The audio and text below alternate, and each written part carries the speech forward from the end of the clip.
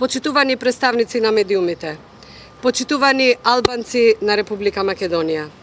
Денес сме тука во неутрално место како што е плоштадот Скендербег, за да ви се обратиме во име на организациониот одбор на протестот. Протестирам албански. Целта на оваа конференција е да ве информираме за текот на организационите активности и како за тоа што се очекува да се случува утре. Како што веќе сте информирани преку соопштенијата од пред 2 дена, се албанскиот протестен марш, протестирам албански, ќе се одржи утре во Скопје.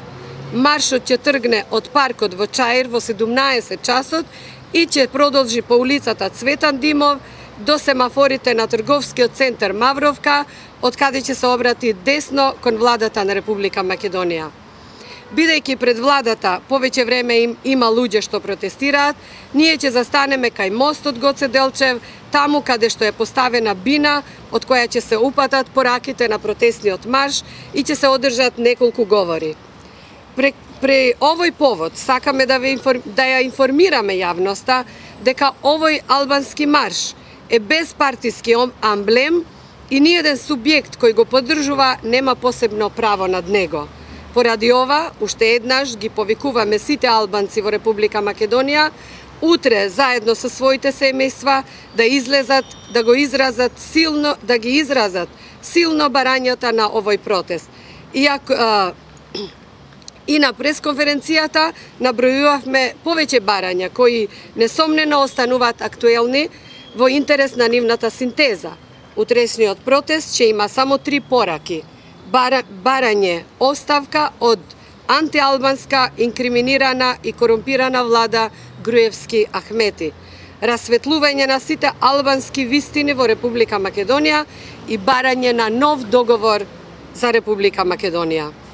Кога сме тука, ја информираме јавноста дека се преземени сите потребни мерки овој протестен марш да се одвива на најдобар ред и мир без никаков инцидент. Убедени во ова, ги повикуваме сите албанци да излезат на овој протест со своите семејства, бидејќи овој ќе биде најсигурниот протест одржан некогаш во Македонија. Всушност, протестниот марш е мирен и во него нема да се дозволи ништо што може да го наруши ова. Деновиве имаме можности да слушаме многу различни коментари, од кои најчесто беше застапено прашањето зошто овој протест е ексклузивно албански. Затоа сакаме да објасниме дека овој протест е албански, бидејќи во кризата низ која поминува земјата, само албанскиот глас не е слушнат. Не е слушнато само албанското мислење.